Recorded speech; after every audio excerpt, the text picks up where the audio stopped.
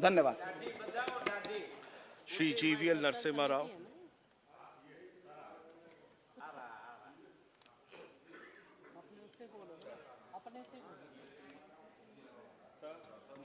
अभी माइक चालू नहीं हुआ।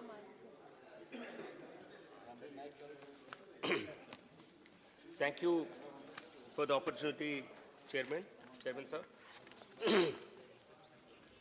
The resolution is about implementation of the Sachar Committee.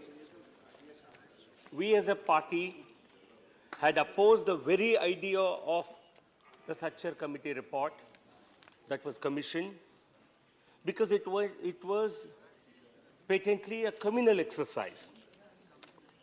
It reflected politics of minorityism and politics of appeasement.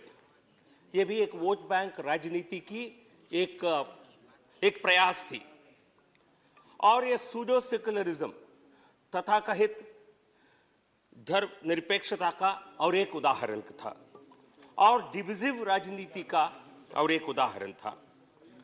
इसमें देश के सैनिक बलों का भी गिनना, धर्म के आधार पर गिनती करना इस कमेटी का एक प्रक्रिया था जिसका हमने पूरे देश ने इसका विरोध किया है।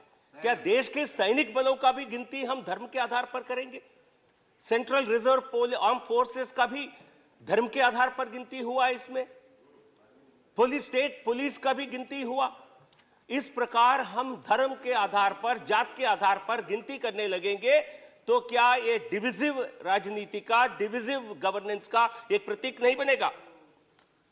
केवल ये नहीं, एक जो इसके टर्म्स ऑफ रेफरेंस में नहीं था, ये बहुत ही शॉकिंग विषय है, जो टर्म्स ऑफ रेफरेंस में नहीं था, पर लेकिन इस कमिटी ने एक ऑब्जर्वेशन किया कि जो सीटें सुरक्षित हैं पार्लियामेंट में, लोकसभा में, विधानसभा में, जो हमारे एसटी एससी वर्ग के लिए जो सुरक्षित सीटें हैं, उनका भी रिजर्वेशन वहां के धर्म के आधार पर गिनती करने के बाद करना चाहिए ताकि एक विशेष समुदाय को सही लाभ, राजनीतिक लाभ मिले। क्या देश में हम अपने एससी एसटी के साथ इतना घोर अन्याय और अपमान कर सकते हैं केवल एक विशेष धर्म को बढ़ावा देने के लिए? और इसका विरोध नहीं हुआ, इसको लेकर मुझे ताजुब होता है कि सरकार को ही उसी टाइम इसका विरोध करना चाहिए था।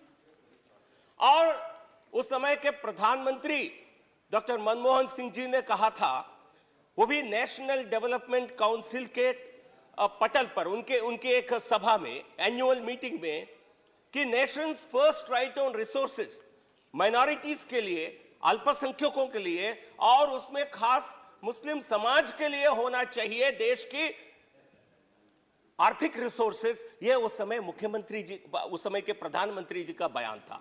कितना दुर्भाग्यपूर्ण है। और देखिए, जब माननीय प्रधानमंत्री मोदी जी शपथ लिए, पहले बार उन्होंने राष्ट्रपति जी के अभिभाषण को धन्यवाद देते हुए जब उन्होंने सदन में बात किया, तब माननीय प्रधानमंत्री जी ने कहा था, he said, government should work for the needs of the people. गरीब के लिए काम करना सरकार का दायित्व है। और बाद में उन्होंने यह भी कहा, किसी एक राजनीतिक स्तर पर उन्होंने कहा कि कोई पॉलिटिक्स ऑफ अपीजमेंट, माइनॉरिटीज्म नहीं होना चाहिए। और अमृतकाल, जब अमृतकाल आया है, यह देश के हर नागरिक के लिए आया है, हर वर्ग के लिए आया है। जब देश के प्रधानमंत्री जी ने 11.7 करोड़ हाउस होल्ड टॉयलेट बनाए, क्या उसमें बड़े संख्या में क्या हर धर्म के अल्पसंख्यकों को लाभ नहीं मिला था? क्या 9.6 करोड़ एलपीजी कनेक्शंस दिए हैं, 50 करोड़ आयुष्मान भारत के इंश्योरेंस कार्ड मिले हैं, 220 करोड़ कोविड वैक्सीनेशन मिले हैं, 48 करोड़ जनधन बैंक खुले हैं। ये सारे के सारा विकास हर वर्ग के लिए, हर गरीब के तबके के लिए ये लाभ मिला था। ये है प्रधानमंत्री मोदी जी का नीति, सबका साथ, सबका विकास, सबका विश्वास और सबके विकास के लिए प्रयास। तो माननीय उपसभापति जी, देश माननीय प्रधानमंत्री जी की इस नीति से पूरी तरह संतोषजनक है और इस प्रकार की जो डिविजिव राजनीति है, इसका हम विरोध करते हैं और इस प्रस्ताव का हम घोर विरोध करते हैं। धन्यवाद सर।